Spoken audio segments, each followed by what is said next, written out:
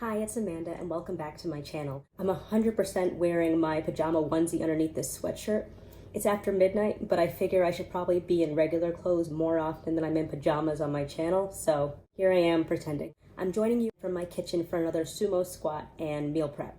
I don't have a camera setup that allows me to simultaneously stand up and also be in the shot. I'm getting ready to meal prep some chia puddings for the week. I am doing 5 because I have 5 wet jars available. I think I have 6 or 8 of these things, but at any given time I can't find all of them. I will list all of the ingredients that I use in the description box. Milked almonds. From what I understand, you're not allowed to call things like almond milk and cashew milk and all that because it's not actually milk. At Trader Joe's, it's called almond beverage, for instance. It has in only filtered water and almonds. That's what you want. I actually the whole time thought this was organic. It's not. So that's a little bit disappointing. I believe almonds are heavily sprayed with pesticide. A lot of almond milk have in emulsifiers and they have in other additives and sugar. You know what? Let me pull up a popular brand of almond milk. So here I have the 365 everyday value organic almond milk, unsweetened, water and organic almonds, sea salt, then you have tricalcium phosphate, gallon gum, organis locust bean gum, vitamin A palmate, vitamin D2, vitamin E, and vitamin B12. The vitamins are probably fine, but the gums and the phosphates, those are not things that you necessarily want to put in your body. And I prefer things with simple ingredients. I like my hair products like I like my foods. I don't know what this actually tastes like because I've never tasted it itself. I suspect it doesn't taste good. I think this is the kind of thing that you might want to add sweeteners to. So things do settle on the bottom, so let me shake this up pretty well. Sitting in the squat is actually a little bit painful. I did a workout earlier today and it was an incline one on my treadmill. And you know, that post-workout pain settling in. That doesn't taste good. That's disgusting. Oh my god. Okay, so may not recommend this particular one. 3 Trees is another good one, and Mulk, I don't like that one. As plain as this is, I'm going to be adding a bunch of sweeteners to it. So my purpose is I tend to just put this in chia pudding, or I'll put it in my oatmeal in the morning, or I'll put it in tea. It does quite well. The approximate portioning for the chia puddings that I do are a half a cup of liquid to approximately 2 tablespoons of chia pudding. So I'm taking 5, that'll be 2.5 cups of liquid, and then 5 scoops.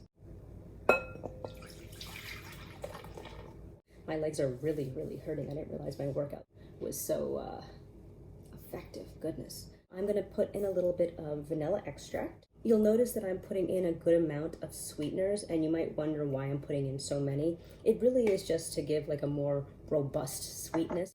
Coconut nectar. I get this from Whole Foods. It is a low glycemic sweetener. Low glycemic is good for diabetics. I don't have diabetes, but my dad does, and I was giving these to him. And also, it's just better to eat low or no sugar. The only ingredients are organic coconut tree sap nectar. So there are no additives in there. It's really just from coconuts. It's a nutrient-rich sap. Okay. Not too much. This stuff is expensive. Some coconut sugar. Looks like a good amount, but actually doesn't look like that much. And then the last one I'm going to put in, but this is called Sucrin Gold. It's a brown sugar substitute. I love this stuff. I use it in pretty much everything. Normally, I would also put in monk fruit sweetener, which would be my white sugar substitute. The brown sugar, I feel like, gives you more of like a caramelly kind of sugar taste, whereas the white is just kind of like, you know, that refined cane sugar taste that you're used to. I like to have a little bit of dimension in the food that I eat, and I feel like when you round out flavors by having different kinds of the same flavor, it just makes a really nice combination. Cinnamon. I'm out of cinnamon. Okay, it should be fine without it. When I was doing the little individual ones, I would use my hand mixer, but I would only put in 1 of the stirrers because obviously if I put in 2, it doesn't fit. It's just a little hack that I came up with. Not particularly inspired, but a hack nonetheless. I want to use a metal whisk because I want a little bit of an abrasive stir here so I can pull up all this stuff from the bottom. You can also add raw cacao or cocoa powder to this mixture if you want to do a chocolate chia pudding. I did it once and I don't prefer it. I'm gonna taste it because you want your base liquid to taste pretty good. So let's see how this is.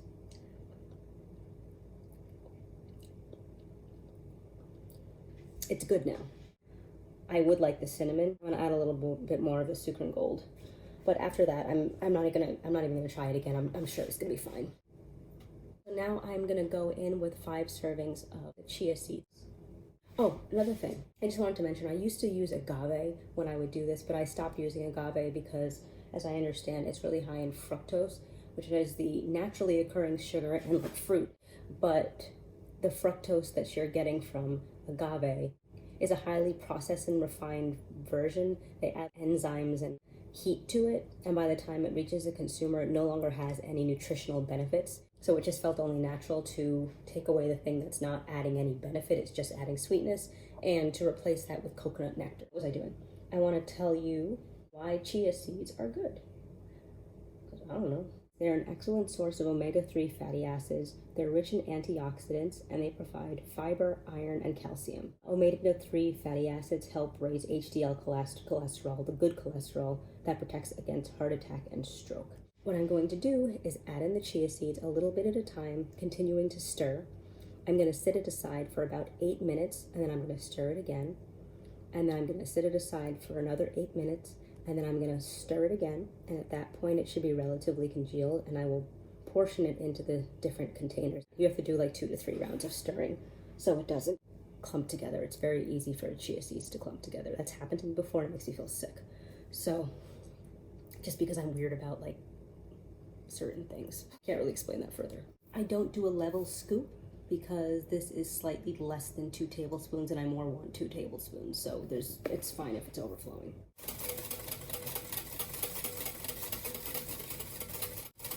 One, 2, 3, 4. Let's check the bottom and see if any of the sweeteners or chia seeds are pulled down there. Nope, looks pretty clean.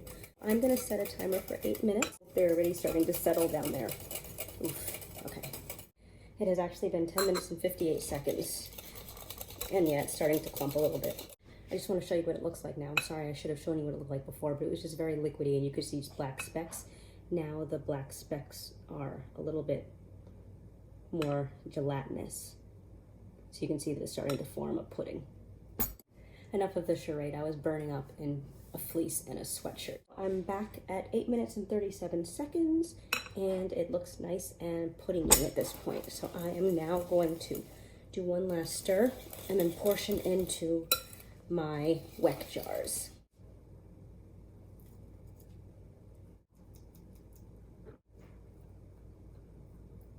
I always get Greek and whole milk yogurt, but I also usually get this one, which is Greek, organic, and 100% grass-fed. I don't know why this lid is on this. When I used to do them, I would do a layer of like blueberry yogurt that I would do homemade. I would take some blueberries, just whole blueberries, put them in a pan, just cover them with water, and then add a little bit of monk fruit sweetener and a little bit of orange rind, and then a little bit of coconut sweetener that I used earlier. You bring them to a slight boil, and then you let them kind of burst a little bit, and when they do, you can just like chop them with some kind of spoon, and it makes a nice little jam. And then I would just stir that in with Greek yogurt, and then you have Greek yogurt jam without all the added sugars and the natural flavors and everything that you would get if you got it in the supermarket. I also have this yogurt. This is blueberry yogurt. This is one of the few, if the only, brands that doesn't add bad things in with it. There is no added sugar or anything. It's plant-based. My dad went plant-based for what ended up being just a couple of months. And when he did that, I decided to stock my house with plant-based stuff in case he came over or in case I wanted to send food for him. My mom is still around. It's just that she's always over here helping me. So to help out, I would sometimes send her home with food for my father. This is made with coconut water, coconut cream, blueberry, plantains, pili nuts, coconut powder, cassava root, lime juice, Himalayan salt, and live vegan cultures. So that's very, very clean. Puddings are all prepped. I'm going to take a little aerial view so you can see what they look like. The chia, I did a layer of yogurt, nuts, and then I added blackberries and blueberries. It's very good and it's very filling. Plop it on, and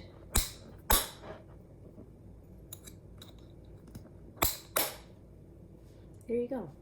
That's it for this video. I hope you enjoy it, and if you try making these chia puddings, let me know. Everything I used here will be in the description box. Like, comment, subscribe. Have a good day.